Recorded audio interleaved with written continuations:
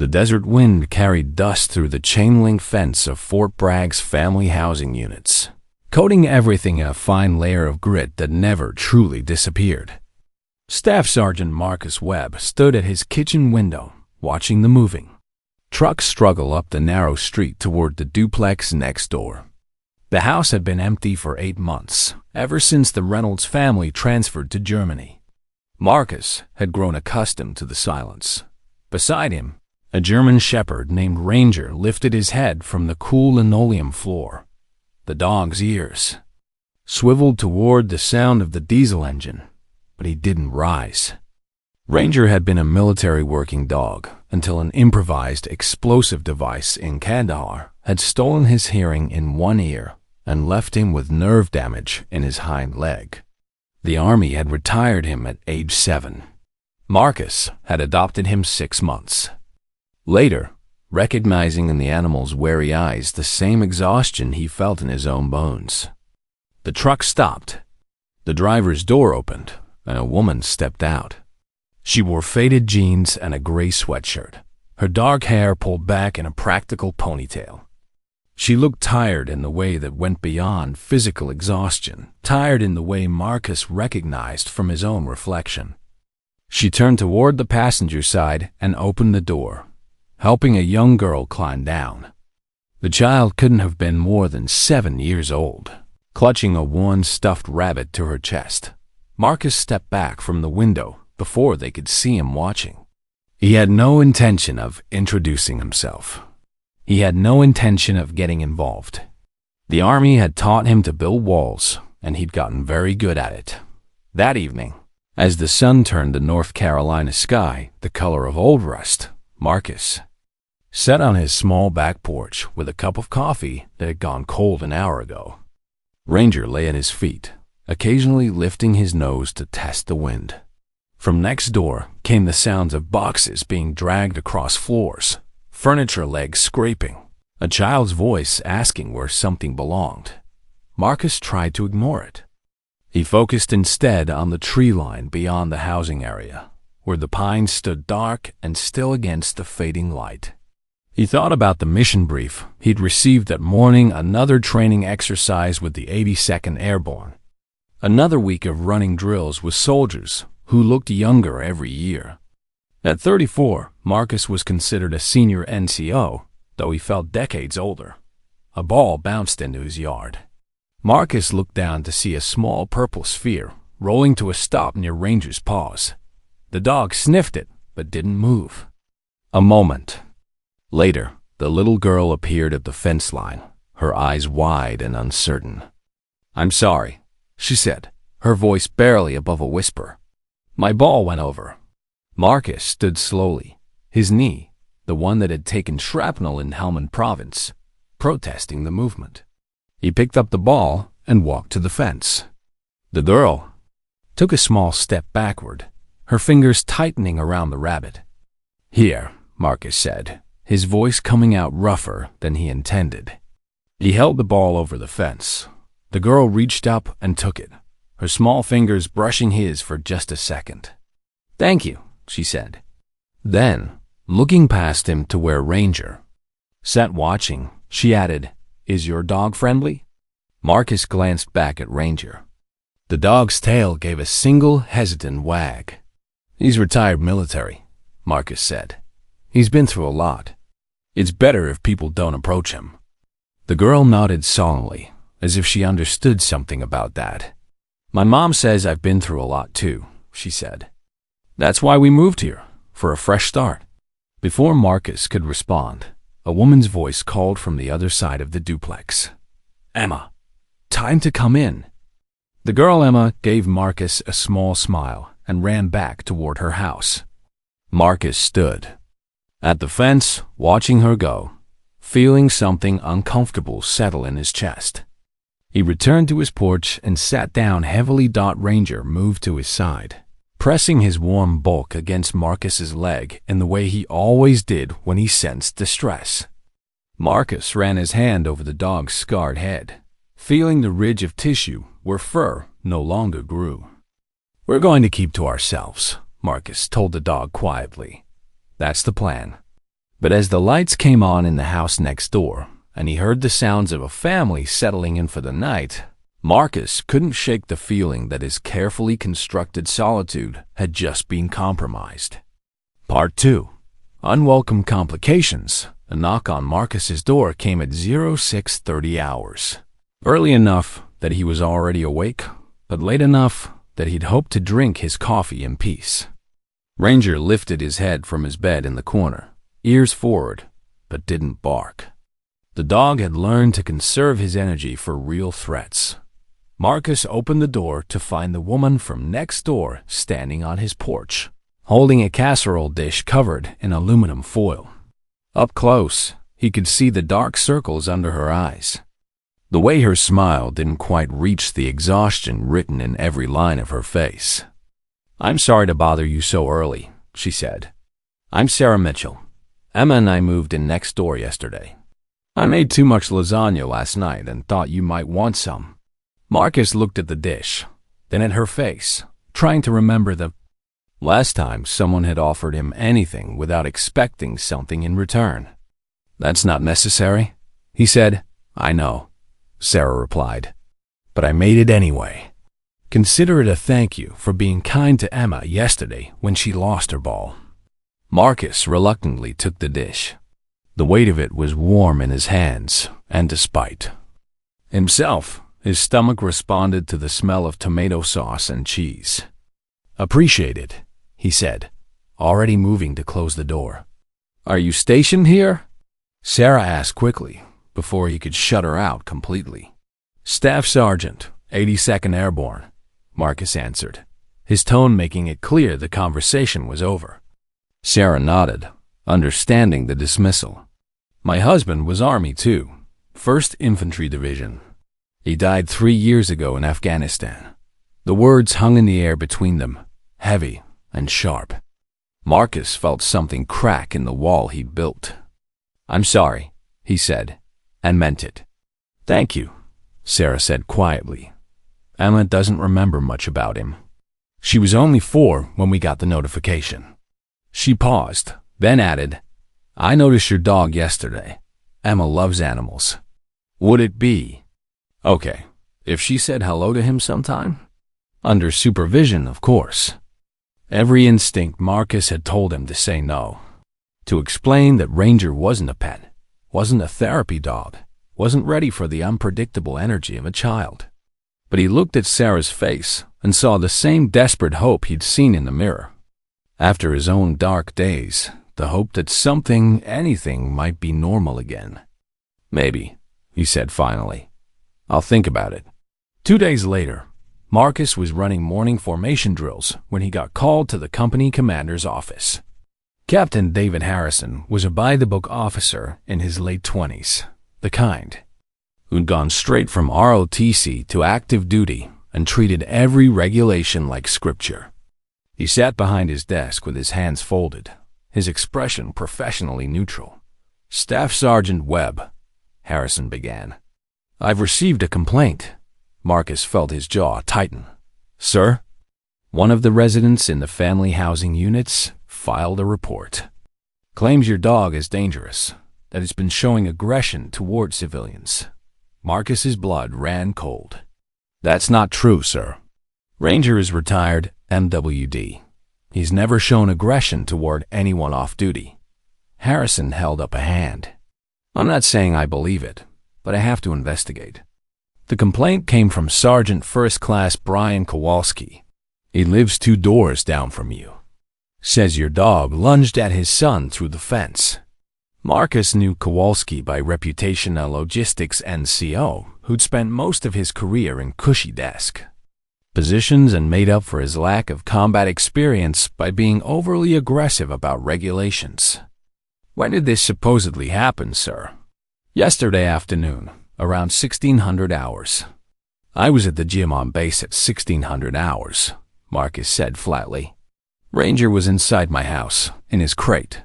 I can provide my sign-in time at the facility." Harrison made a note. "I'll need that. In the meantime, I'm required to have the dog evaluated by the base veterinarian. If there's any indication of aggressive behavior, Housing regulations require removal of the animal. Marcus felt his hands curl into fists at his sides. Ranger wasn't just a dog. He was the only reason Marcus had made it through the last 2 years without eating a bullet. Respectfully, sir, this is clearly a false report. Maybe so, Harrison said, but I have to follow protocol. Get the dog evaluated by the end of the week, or I'll have to escalate this to the housing office. Marcus saluted and left the office, his mind racing. He knew exactly what this was: Kowalski flexing his rank. Probably annoyed that Marcus hadn't been more social with the other NCOs in the housing unit. Or maybe he'd seen Sarah bring over the lasagna and decided Marcus was getting too friendly with the new widow on the block. That evening, Marcus sat on his back porch with Ranger at his feet, trying to figure out his next move. The dog's head rested on Marcus's boot, the weight of it grounding and familiar. The sound of a child's laughter drifted over from next door, where Emma was playing in the small yard. Sarah appeared at the fence line, her expression cautious. "Everything okay? You look like you're plotting a war." Marcus almost smiled at that. "Just dealing with some military bureaucracy." "The kind that involves your dog?" Sarah asked. "I saw Kowalski talking to the MPs yesterday. He was pointing at your house." Marcus looked at her sharply. "You know Kowalski?" "Only by reputation," Sarah said. "He came by when we were moving in, made some comments about military widows getting priority housing, how it wasn't fair to soldiers who'd actually served in combat zones." Her voice carried a bitter edge. "He's charming." Marcus filed that information away. He filed a complaint.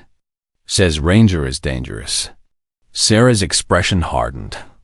"That's ridiculous. I've seen your dog. He's about as dangerous as Emma's stuffed rabbit." She paused, then added, "Let me talk to some of the other families. If Kowalski's lying, people will back you up." "You don't need to get involved," Marcus said. "Maybe not," Sarah replied.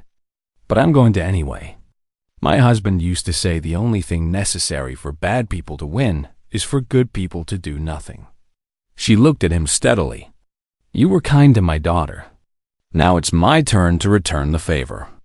Before Marcus could respond, she was gone, heading back to her own yard. Marcus looked down at Ranger, who gazed up at him with patient, knowing eyes. "I think we just made an ally," Marcus told the dog quietly. "Not sure if that's a good thing or not." Part 3. Lines in the Sand. The veterinary evaluation was scheduled for Friday afternoon at 1400 hours. Marcus arrived at the base animal clinic 15 minutes early, Ranger walking calmly at his left side. The dog moved with the disciplined precision of his training years, even though his damaged leg gave him a slight limp. They sat in the waiting area, surrounded by the smell of antiseptic and the distant sound of barking from the kennels. A young veterinary technician called them back. She was barely out of school, her name tag reading Corporal Davis. She smiled warmly at Ranger, which Marcus took as a good sign. "He's beautiful," she said. "How long has he been retired?" 2 years, Marcus replied. "He took an IED blast in Kandahar. Lost some hearing, nerve damage to his rear left leg. But he's been calm and controlled since I adopted him." Major Patricia Chun, the base veterinarian, entered the examination room with a file folder under her arm. She was in her 40s, with the efficient manner of someone who'd seen thousands of military working dogs come through her doors. She crouched down to Ranger's level, letting him sniff her hand before she touched him. "I've reviewed his service record," she said. "Impressive dog. 4 years of active duty, multiple deployments. Says here, he saved his unit twice by detecting explosives." She ran her hands over Ranger's body, checking his muscle tone and reactions. "Let's see what we're dealing with." For the next 30 minutes, Major Chun put Ranger through a series of behavioral tests. She introduced sudden noises, unfamiliar people, simulated stressful situations. Ranger responded to every test with the same calm discipline he'd shown for years. He didn't lunge, didn't growl, didn't show any sign of the aggression Kowalski had claimed. Staff Sergeant Webb, Major Chun said finally, making notes in her file. I can find no evidence of aggressive behavior. This dog is stable, well-trained, and completely appropriate for family housing. I'll file my report with your commander today. Marcus felt tension leave his shoulders that he hadn't realized he'd been carrying. Thank you, ma'am. However, Chun continued, her expression serious, I am concerned about the complaint itself. False reports about military working dogs can be dangerous, not just for the animals, but for the handlers. If someone is targeting you, you need to document everything. Already doing that, ma'am, Marcus assured her. That evening, Sarah knocked on his door again. This time, Emma stood beside her, holding a folder decorated with crayon drawings of dogs. We did some investigating, Sarah announced. May we come in? Marcus hesitated, then stepped aside. Ranger approached Emma slowly, and the little girl carefully held out her hand the way Marcus had taught her earlier that week during a supervised introduction. The dog sniffed her fingers, then allowed her to gently stroke his head. Emma made something for you, Sarah said, nudging her daughter forward. The girl opened the folder and pulled out a piece of paper. On it, she'd drawn a picture of Ranger sitting in Marcus's yard with flowers around him. At the top, in careful child's handwriting, she'd written, Ranger is a good dog. Thank you, Emma, Marcus said quietly, taking the picture. This is really nice. Mom says sometimes people lie about good things because they're mean inside, Emma said with the blunt honesty of children. Is someone being mean about Ranger? Something like that, Marcus admitted. Sarah pulled out her own folder, this one full of printed statements. I talked to 6 families in the housing unit. 3 of them have seen Kowalski's son throwing rocks at your fence when you're not home. 2 witnessed Kowalski himself kicking at your gate last week when he thought no one was watching.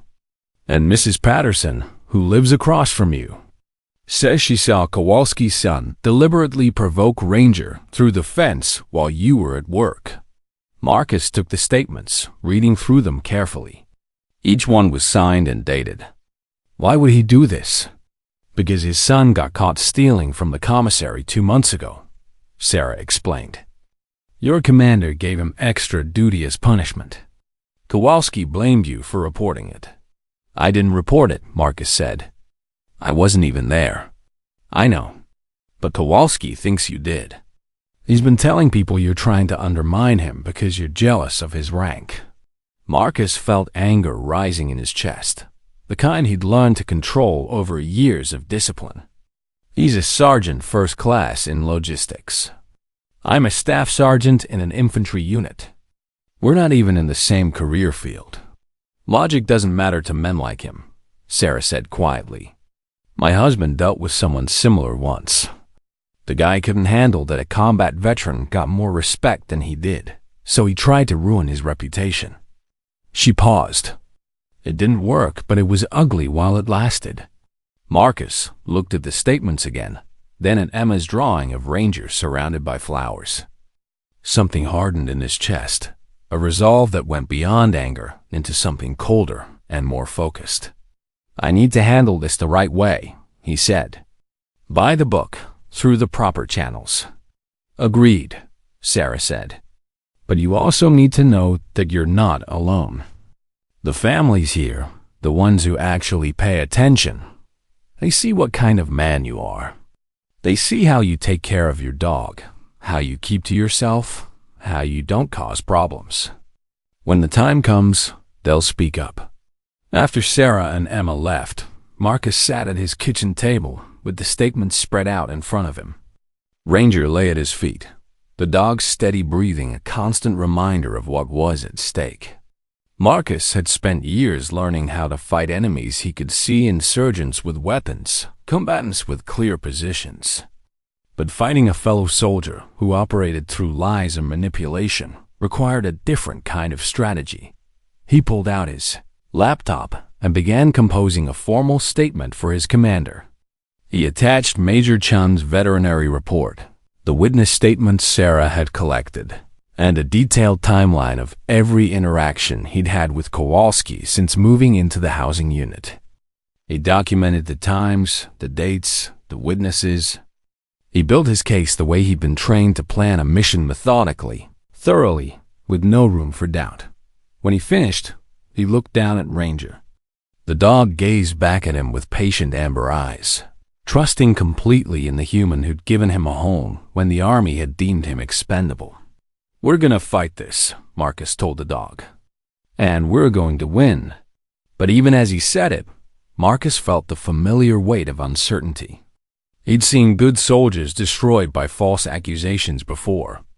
He'd watched careers end over rumors and innuendo. The military was built on honor and integrity, but it was still run by humans, and humans were fallible. Outside, the North Carolina evening settled into darkness, and somewhere in the housing unit, Kowalski was probably planning his next move. Marcus saved his document, backed it up to 3 different locations, and prepared for a war he'd never wanted to fight. Part 4. Breaking Point. Monday morning formation was routine until Captain Harrison called Marcus's name and told him to report to the company commander's office immediately after dismissal. The tone in Harrison's voice carried a weight that made the other NCOs glance at Marcus with barely concealed curiosity. Marcus entered the office at 08:15 hours, standing at attention while Harrison reviewed something on his computer screen. The captain's expression was carefully neutral, which Marcus had learned was never a good sign. "Staff Sergeant Webb," Harrison began, "I've received your statement regarding Sergeant First Class Kowalski, along with the veterinary evaluation and witness testimonies. I've also received a counter-complaint from Kowalski." Marcus kept his expression locked. "Sir?" Harrison turned his monitor so Marcus could see it. On the screen was an official complaint form, filed the previous evening. In it, Kowalski claimed that Marcus had threatened him in the commissary parking lot, that Marcus had used his combat infantry badge to intimidate him, and that Marcus's dog had been deliberately unleashed near Kowalski's family vehicle. Every word was a lie, but they were lies written in official military format, complete with a witness statement from Kowalski's wife. "I was at the gym during the time specified in his complaint," Marcus said evenly. "I can provide security footage from the base facility. I signed in at 17:30 hours and didn't leave until 19:15 hours. Ranger was at home, secured in his crate." Harrison made a note. "I'll need that footage. In the meantime, I'm required to conduct a formal investigation into both complaints. Until this is resolved, you're being temporarily reassigned to admin duties. No field training. No interaction with Kowalski or his family." Marcus felt his jaw tighten. "Respectfully, sir, this is clearly retaliation for me filing a legitimate complaint." "Maybe," Harrison acknowledged, "but I have to treat both complaints equally until I have evidence otherwise. That's how the system works, Webb. You know that?" Marcus did know that. He also knew that in the time it took to gather evidence and conduct interviews, his reputation would be quietly shredded through barracks gossip and NCO whispers. In the military, perception often mattered more than truth. He saluted and left the office, returning to his desk in the company headquarters. The admin work was mind-numbing, processing leave forms, updating training rosters, filing reports that felt utterly disconnected from the real mission of preparing soldiers for combat. Marcus had joined the infantry to lead troops, not to shuffle papers. By Wednesday, the rumors had spread through the battalion. Marcus heard the whispers in the DFAC, saw the way some of the junior enlisted soldiers looked at him with uncertainty. Even his own squad members seemed unsure, caught between their loyalty to their sergeant and the official investigation hanging over his head. That afternoon, Marcus returned to the family housing unit to find Ranger's water bowl overturned in the yard, and the gate to a small fenced area standing open. His heart stopped. He ran through the gate, calling the dog's name. He found Ranger lying on his side near the back corner of the yard, panting heavily, his tongue lolling out in distress. Next to him was a plastic container that reeked of antifreeze. Marcus dropped to his knees, his hand shaking as he checked the dog's pupils and pulse. Ranger's breathing was labored, his gums pale. Marcus grabbed his phone and called the base veterinary emergency line while simultaneously scooping the 90-pound dog into his arms and carrying him toward his truck. Major Chun met him at the clinic's emergency entrance. She took one look at Ranger and snapped orders to her staff. They rushed the dog inside, and Marcus was left standing in the waiting room, his shirt soaked with the dog's saliva and his hands still trembling with adrenaline and rage. Sarah found him there 30 minutes later. Someone had called her. Marcus didn't know who. She sat down beside him without saying anything, just being present in the way civilians did when words failed. "He's going to die," Marcus heard himself say. His voice sounded hollow, disconnected. Someone poisoned him. Someone deliberately poisoned a retired military working dog. "You don't know that yet," Sarah said firmly. "Major Chun is good. She'll do everything she can." But Marcus did know. He knew because he'd found the container. He knew because his gate had been deliberately opened.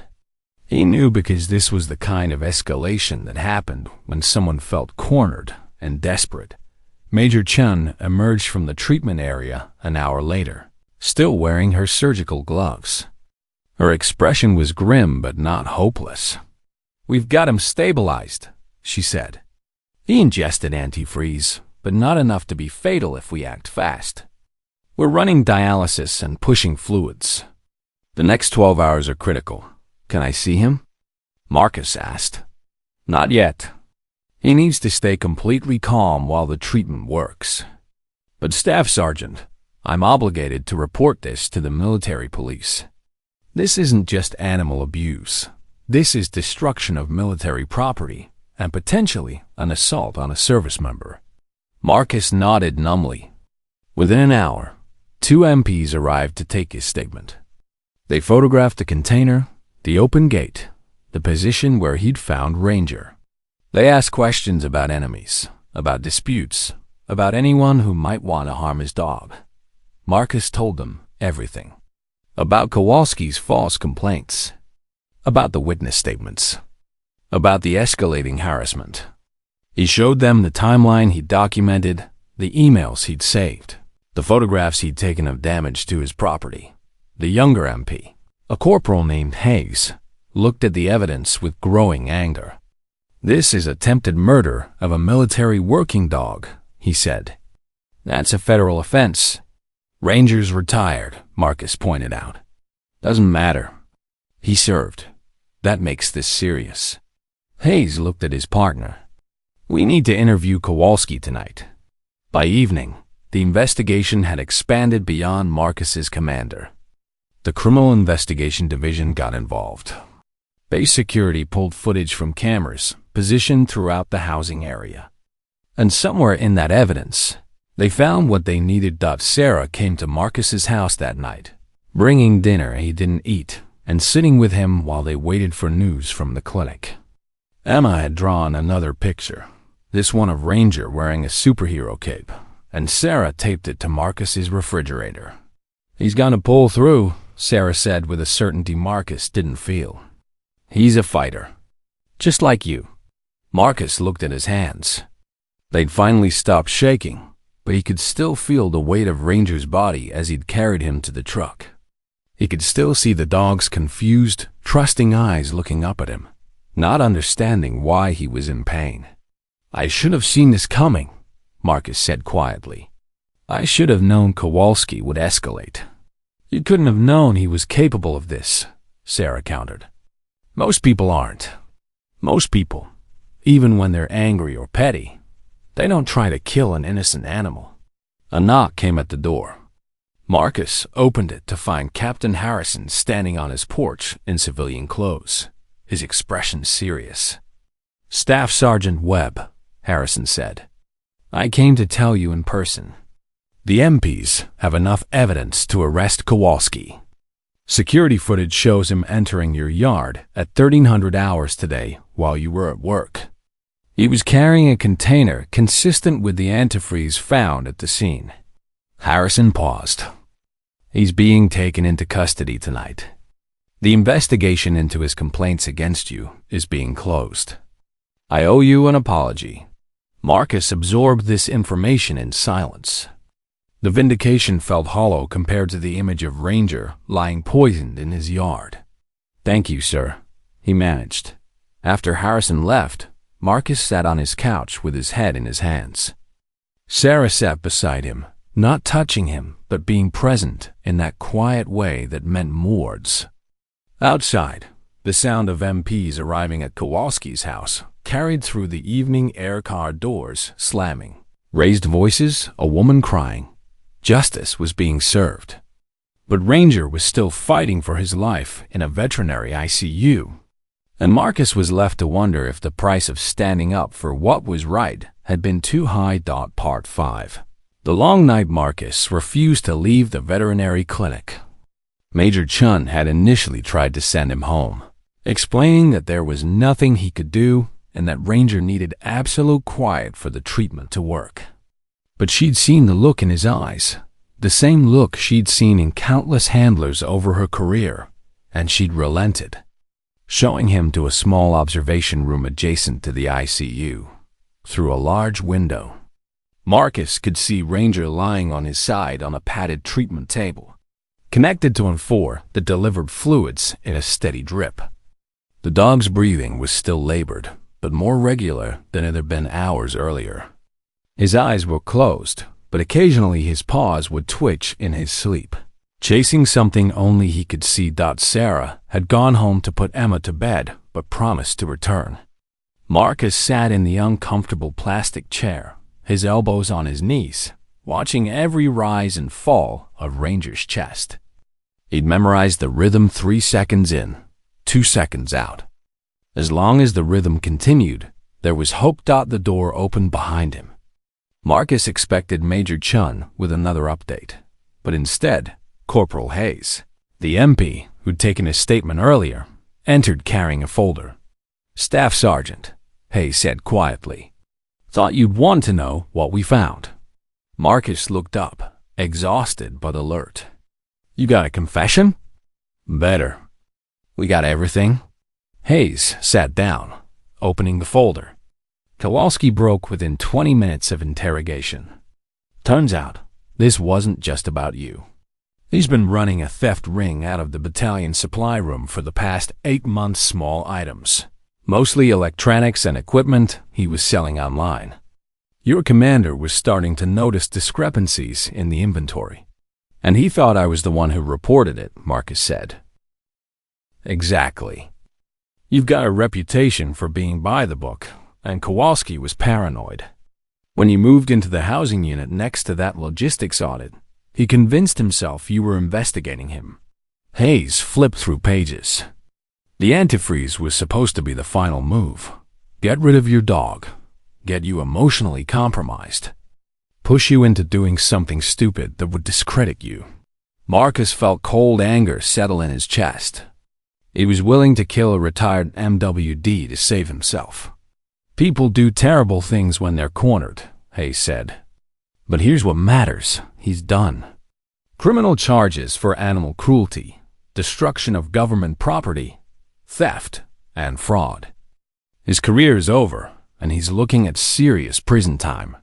After Hayes left, Marcus returned to watching Ranger through the glass.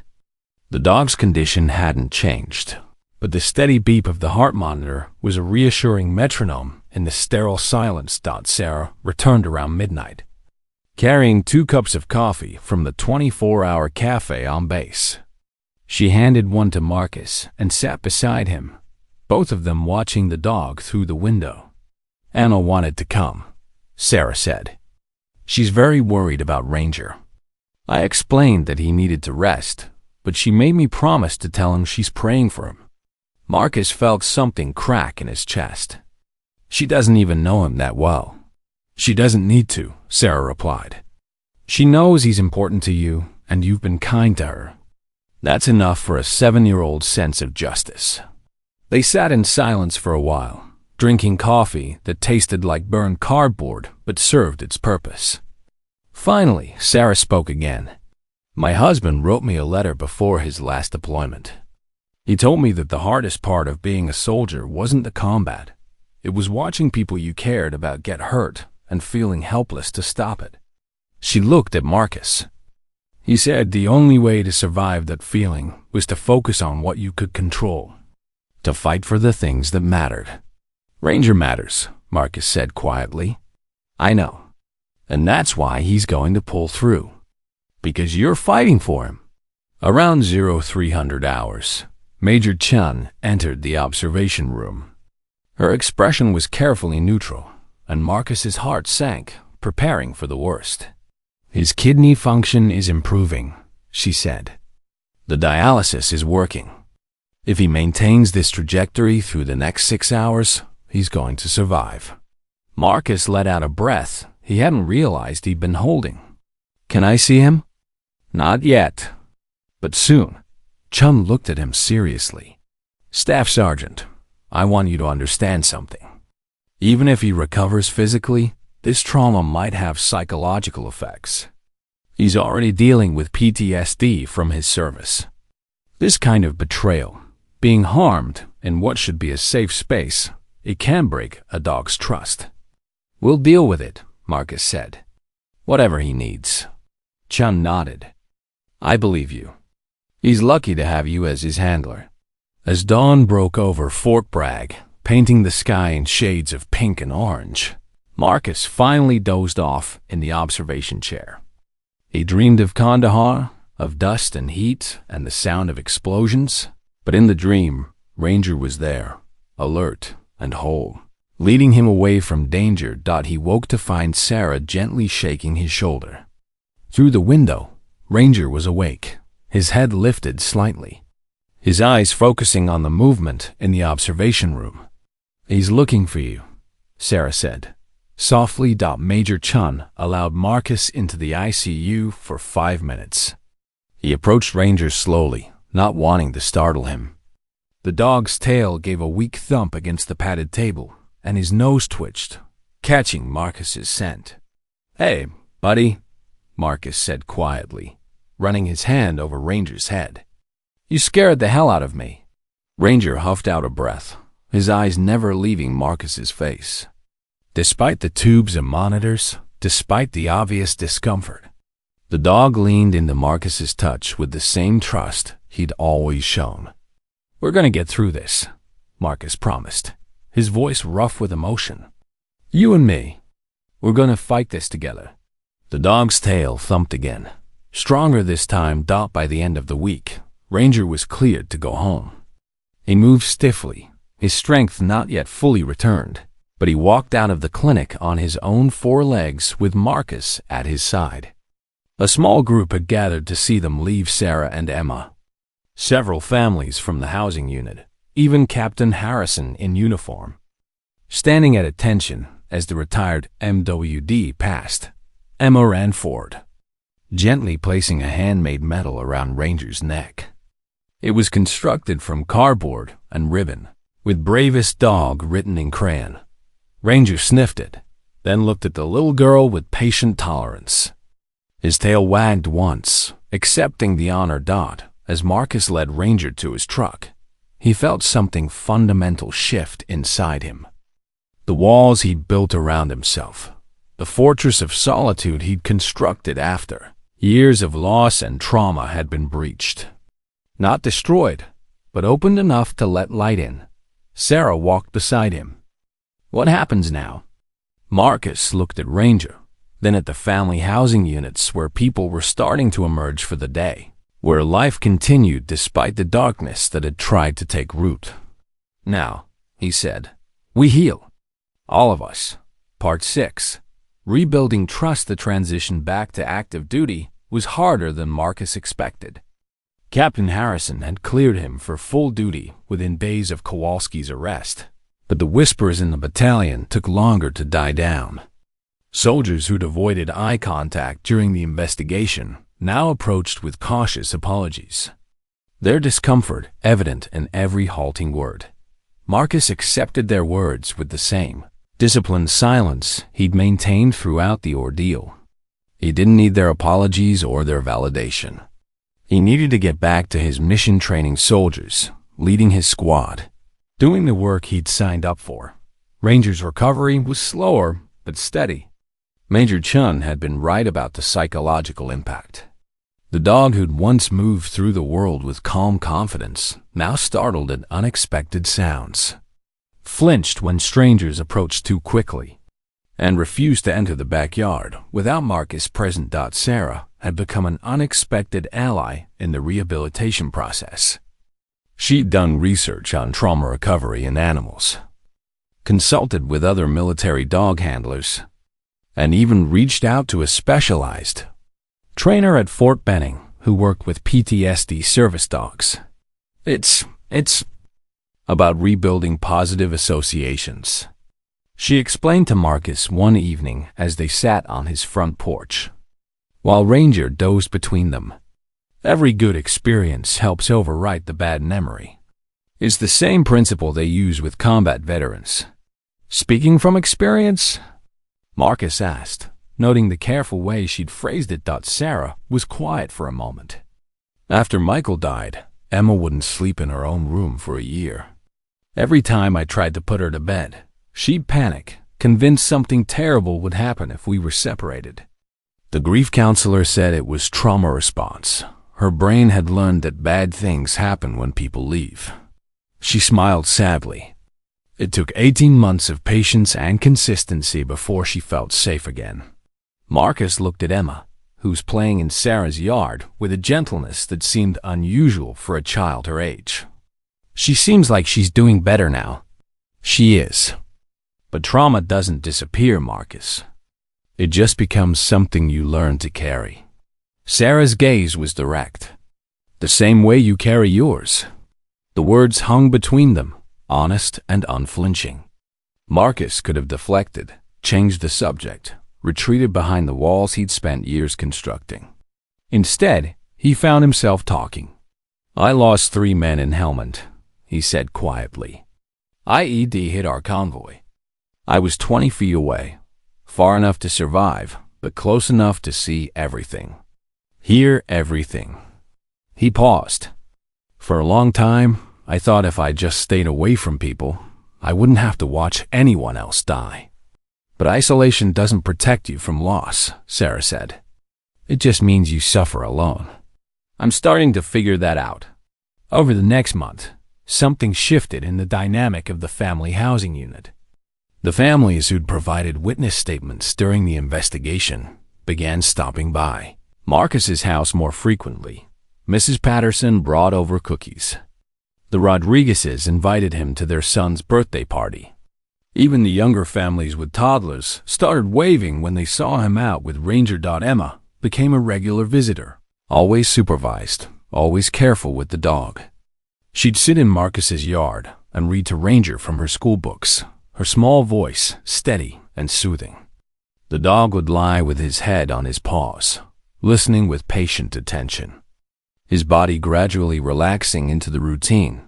She's good for him, Major Chun observed during one of Ranger's follow-up appointments. Children can be incredibly healing for traumatized animals. There's an innocence in how they interact, no fear, no pity, just acceptance. Marcus had noticed the change too. Ranger's startled responses were decreasing. He'd started exploring the yard again without prompting. He even tolerated the presence of the Rodriguez's terrier without excessive vigilance. The breakthrough came on a Thursday afternoon in late October. Marcus was in his driveway working on his truck when a delivery driver pulled up with a package. The driver wore a uniform similar to Kowalski's old logistics gear, same color scheme, same style cap. Marcus saw Ranger freeze, his body going rigid, his eyes locked on the driver with laser focus. The dog's breathing quickened, his stance dropping into something defensive and primal. Marcus moved immediately, positioning himself between Ranger and the driver. "Easy," he said quietly. "Easy, buddy. Different person. Different situation." Emma, who'd been drawing on Sarah's porch, looked up and saw what was happening. Without hesitation, she walked across both yards and sat down next to Ranger. She didn't try to touch him. She just sat there, humming a song from one of her shows, her presence small and calm and completely unthreatening. Ranger's gaze flickered from the driver to Emma. His breathing slowed. His muscles gradually unlocked. By the time the driver had dropped off the package and left, Ranger had lowered himself to the ground, his head resting near Emma's knee. "You did good, buddy," Marcus said, his voice rough with emotion he didn't bother hiding. Sarah had witnessed the entire scene from her porch. When Emma returned to her yard, Sarah caught Marcus's eye and gave him a small nod of understanding. Some victories were quiet. Some healing happened in moments that looked like nothing special to outside observers. That evening, Marcus's phone rang with a number he didn't recognize.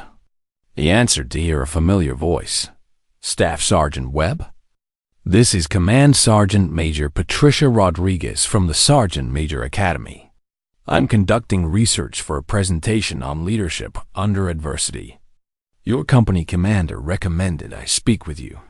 Marcus tensed, unsure where this was going. "I'm not sure what I could contribute." "Sergeant Major, Captain Harrison said you recently handled a complex situation involving false accusations and a targeted attack against your military working dog. He said you navigated it with integrity and professionalism, even when the system seemed to be working against you." Rodriguez's voice was matter-of-fact but respectful. "I'd like to interview you for a case study on maintaining standards when facing internal threats." Marcus thought about the nights he'd spent documenting evidence, the hours in the veterinary clinic, the careful navigation of military protocol when every instinct screamed to simply confront Kowalski directly. What exactly would the interview involve? He asked. "An hour of your time, talking about how you approached the situation, what principles guided your decisions, and what you learned. This is for training purposes, helping other NCOs understand how to handle similar situations ethically and effectively." Marcus agreed to the interview. The following week, he spent 90 minutes talking with Command Sergeant Major Rodriguez about leadership, integrity, and the importance of following proper channels, even when the easy path might feel more satisfying. When the interview concluded, Rodriguez looked at him seriously. "Staff Sergeant Webb, I want you to know that cases like yours are why we do this work. You could have let anger drive your decisions. You could have confronted Kowalski physically, or filed false reports of your own, or quit and walked away. But you built a methodical case, documented everything, and trusted the system to work." She paused. "That's the kind of leadership we need in our NCO corps." After Rodriguez left, Marcus sat on his porch with Ranger at his feet and Sarah in the chair beside him. Emma was inside, working on homework at Sarah's kitchen table. "How'd the interview go?" Sarah asked. "They want to use my situation as a training case study," Marcus said, still processing. "Apparently, doing things the right way is noteworthy." "It is," Sarah said simply. "Most people take shortcuts, especially when they're hurt or angry or scared." She looked at him. "You didn't, that matters." Marcus looked at Ranger, who gazed back with patient amber eyes. The dog had been through hell and was still learning to trust again. But he was here, alive, healing. That had to count for something. "I think," Marcus said slowly, "I might be figuring out how to trust again, too." Sarah smiled, and for the first time in years, Marcus felt like maybe the fortress walls didn't need to be quite so high. Part 7. The Reckoning. The Formal disciplinary hearing for Sergeant First Class Brian Kowalski took place in early November at the Staff Judge Advocate's office on Fort Bragg. Marcus attended as a witness, sitting in the sterile waiting room alongside Major Chun and 3 MPs who'd been involved in the investigation. Sarah had offered to come for moral support, but Marcus had declined. This was military business, and he needed to face it on his own terms. The proceedings were closed to most personnel, but Marcus was called in to provide testimony about the events leading up to and following the poisoning. He sat in the wooden chair facing the panel of officers, his dress uniform crisp, his bearing professional, and told the truth in clear, unemotional language across the room. Kowalski sat beside his military defense counsel, his face pale and drawn. The man who'd once carried himself with the aggressive confidence of someone hiding inadequacy now looked small and defeated. His career was over. That much had been decided the moment the evidence was compiled, but the formal process had to run its course. The prosecuting attorney, a sharp-eyed major named Williams, walked Marcus through a timeline of events. She displayed security footage, witness statements, and veterinary records. She presented the antifreeze container with Kowalski's fingerprints clearly marked. She showed photographs of Ranger in the ICU, of the open gate, of the deliberately overturned water bowl. Staff Sergeant Webb, Major Williams asked, at any point during these escalating incidents, did you consider taking matters into your own hands?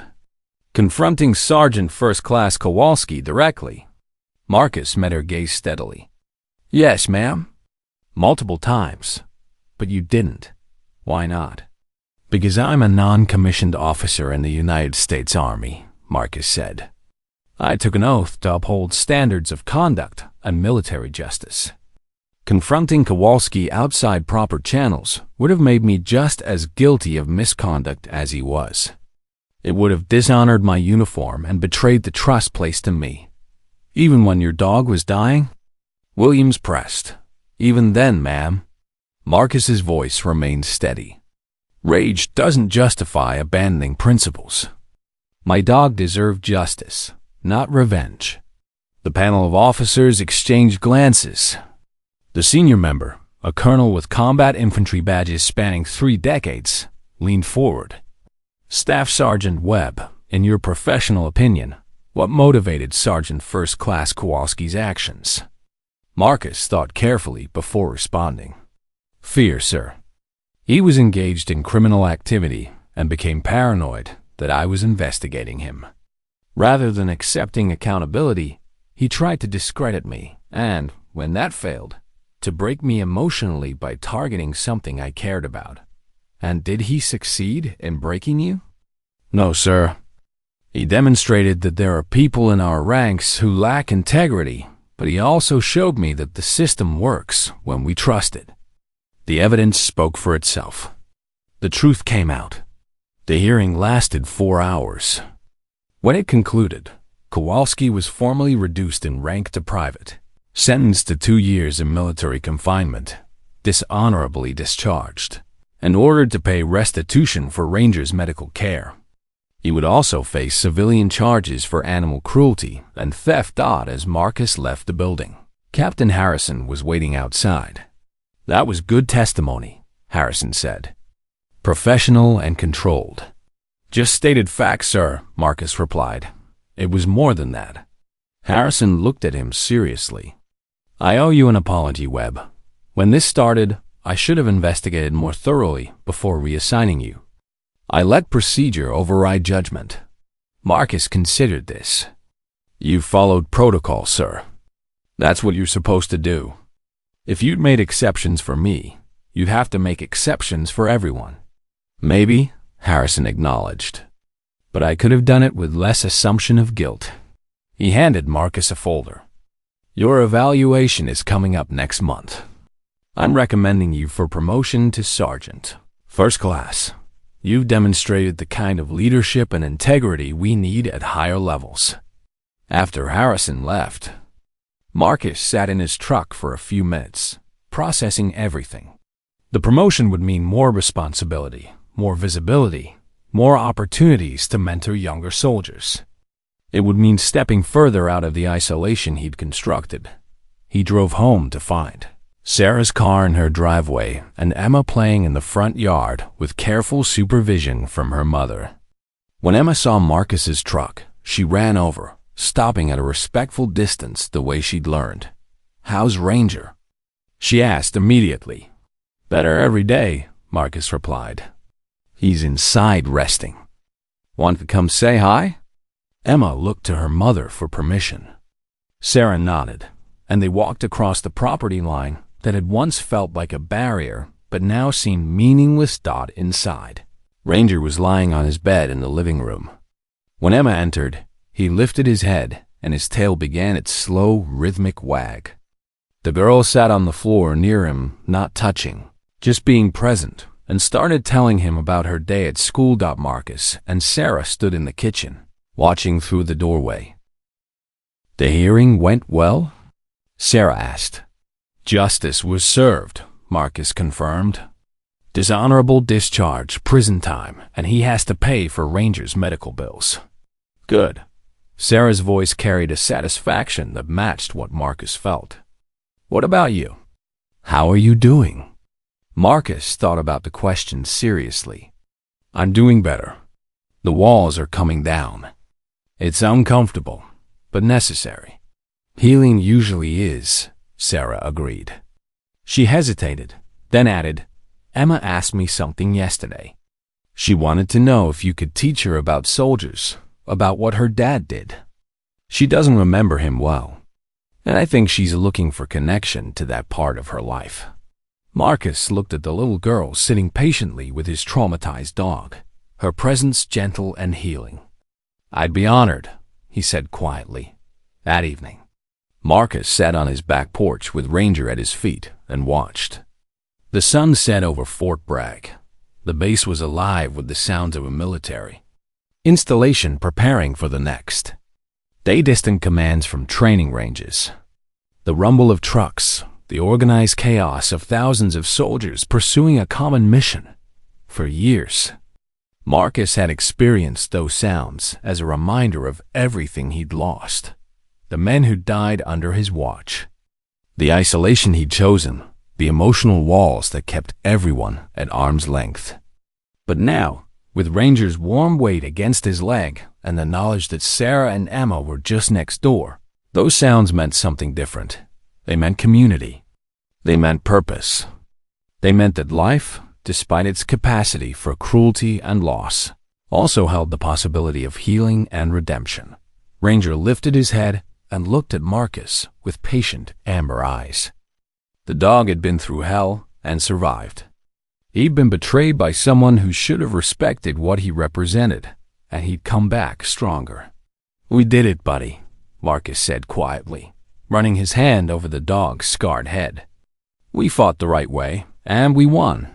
Ranger's tail thumped against the wooden deck, a sound of agreement and contentment. In the distance, the base lights began to flicker on, marking the transition from day to night. From one chapter to the next, Marcus took a deep breath of the North Carolina evening air and felt for the first time in years like he was home. Part 8. New Foundation Spring arrived at Fort Bragg with the kind of aggressive enthusiasm that only southern seasons could muster. The housing area transformed from winter brown to vibrant green seemingly overnight, and the sound of children playing replaced the stark silence. Marcus had once preferred Ranger moved through the world with increasing confidence.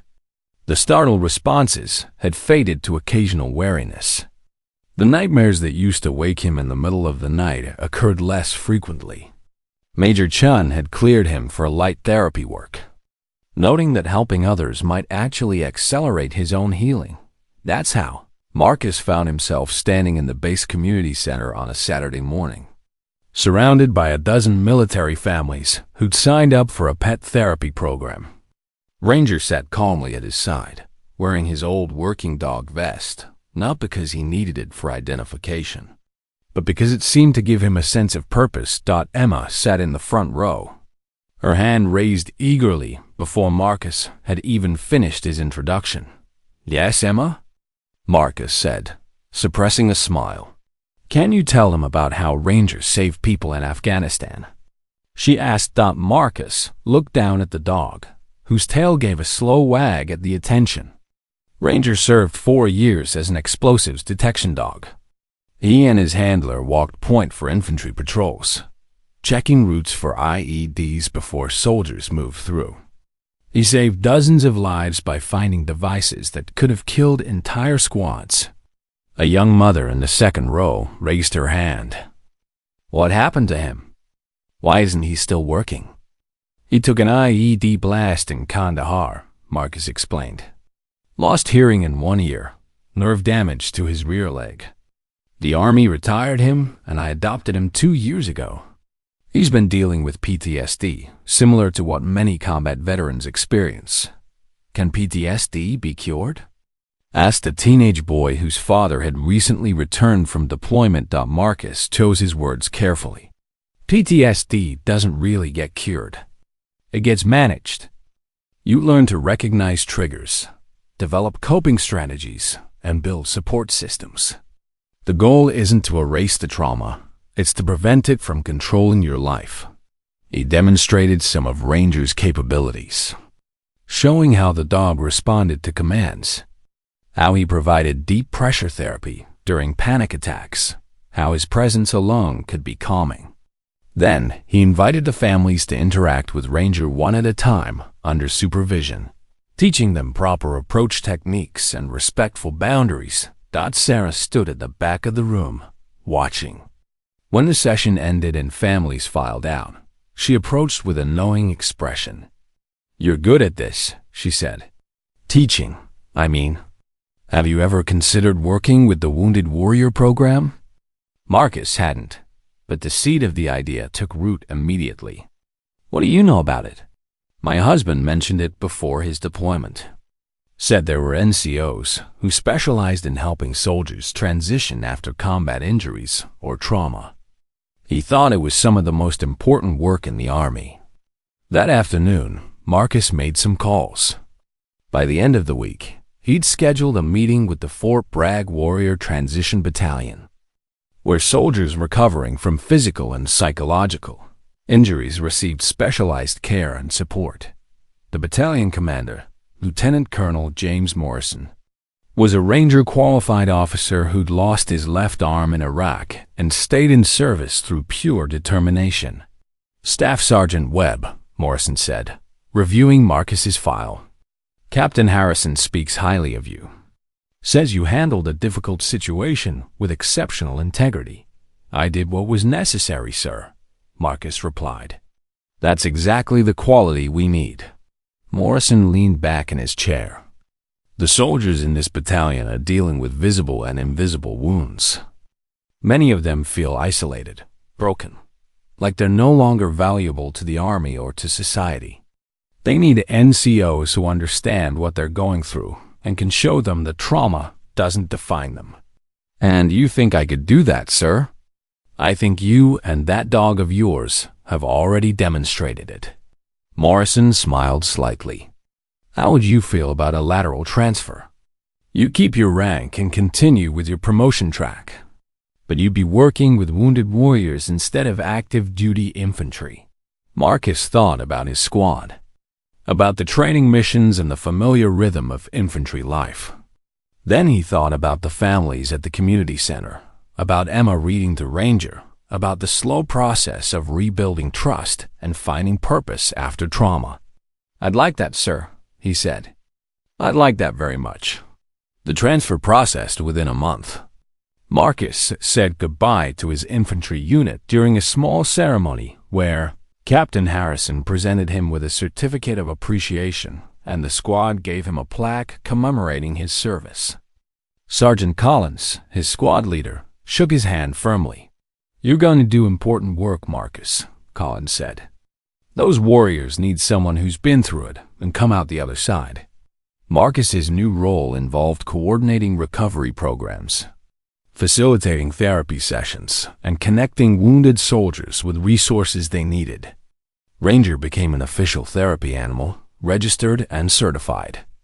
His presence in the battalion offices becoming a constant source of comfort for soldiers struggling with their own demons. One afternoon in late May, Marcus was in his office when a young private first class knocked on his open door. The soldier was maybe 19 years old, with burn scars covering the left side of his face and neck. "Staff Sergeant Webb?" The private said hesitantly. "I'm Private First Class David Chun. My caseworker said you might be able to help me." Marcus gestured to the chair across from his desk. Ranger, who'd been lying in his usual spot near the window, lifted his head with interest. "What's going on, Chun?" Marcus asked. "I got hurt in a vehicle fire 4 months ago," Chun explained, his hand unconsciously touching his scars. "The physical therapy is going okay, but the mental stuff, ... I can't sleep. Every time I close my eyes, I'm back in that vehicle. The doctors want to put me on medication, but I don't want to be numb. I just want to feel normal again." Marcus listened, recognizing every word from his own experience. When Chun finished, Marcus stood and walked to the window where Ranger lay. "See this dog?" Marcus said. "He's a combat veteran, just like you. He survived an IED blast that ended his military career. For a long time, he struggled with the aftermath, startling at loud noises, avoiding situations that reminded him of the trauma, having nightmares." Chun looked at Ranger with new understanding. "What helped him?" "Time, patience, and purpose," Marcus said. "He needed to know he still mattered, that his life had value beyond what he used to be able to do. We worked on small victories, entering his backyard without fear, tolerating strangers, learning to trust again. It took months, but he got there. And you?" Chun asked quietly. "Did you need the same things?" Marcus met the young soldier's eyes. "I did. I isolated myself for years, thinking that if I didn't connect with anyone, I wouldn't have to risk losing them. But isolation doesn't protect you from pain. It just means you suffer alone." He paused. "The thing that saved me was letting people in. It was terrifying and uncomfortable and completely necessary." They talked for another hour. Marcus gave Chun his direct number and scheduled regular check-ins. He connected the young private with the therapy dog program, with support groups, with resources Chun didn't even know existed. After Chun left, Marcus sat at his desk, looking at the photograph he'd added to his office, a picture Sarah had taken of him. Emma and Ranger sitting on his front porch. Emma was reading aloud from one of her books. Ranger was listening with patient attention, and Marcus was smiling, actually smiling, in a way he hadn't in years. His phone buzzed with a text from Sarah. "Dinner tonight?" "Emma wants to show Ranger her science project." Marcus typed back, "We'll be there." That evening, sitting at Sarah's dining table with Emma explaining her volcano experiment in enthusiastic detail while Ranger dozed contentedly at his feet, Marcus realized something fundamental had shifted. The fortress he built around himself hadn't been destroyed. It had been transformed into something different. Not a barrier keeping the world out, but a foundation strong enough to support new connections. Emma finished her presentation and looked at Marcus expectantly. "So what do you think? Is it good enough for the science fair?" "It's excellent," Marcus assured her. "Your dad would be proud." Emma's expression grew serious. "Mom says you knew soldiers like my dad, that they were brave."